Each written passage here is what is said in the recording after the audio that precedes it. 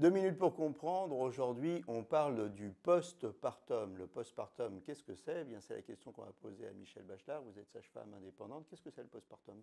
Alors, le postpartum, c'est la période qui va être après l'accouchement. C'est ce que ce mot veut dire. La période après l'accouchement, eh bien, même si tout s'est bien passé et que notre bébé va très bien, c'est une période compliquée pour les femmes. Pour plusieurs raisons. Déjà parce que physiquement, l'accouchement, c'est une épreuve, c'est fatigant, c'est beaucoup d'émotions. Mais aussi parce que le corps ne se remet pas en un coup de cuillère à peau. Il faut en général 3 semaines, un mois pour que notre corps puisse reprendre un petit peu le dessus. Donc ça déjà, c'est une première chose. Et deuxièmement, psychologiquement, c'est compliqué, c'est beaucoup d'émotions en même temps.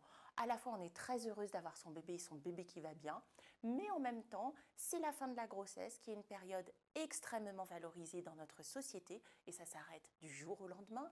C'est aussi la fin de j'ai mon bébé que pour moi, même si on l'a fait à deux et qu'on est très heureuse d'avoir ce bébé avec son compagnon, eh bien, on n'a pas envie de le partager avec tout le monde. Et puis ensuite, c'est le début des inquiétudes parce que ce bébé dans le ventre, il était très protégé, très à l'abri. Et puis maintenant qu'il est dehors, tout peut lui arriver. Donc ce mélange d'émotions-là fait que on n'est pas dans une période où on est complètement heureuse et épanouie. Il ne faut pas confondre postpartum et baby blues. Le baby blues, c'est une partie du postpartum, c'est ça? Le baby blues, ça peut se manifester généralement, on peut décrire ça autour du deuxième, troisième jour. Il y a une chute hormonale qui est physiologique, qui fait que même si on est très bien, on a une tendance à pleurer facilement, des émotions labiles et les larmes qui viennent vite. Voilà.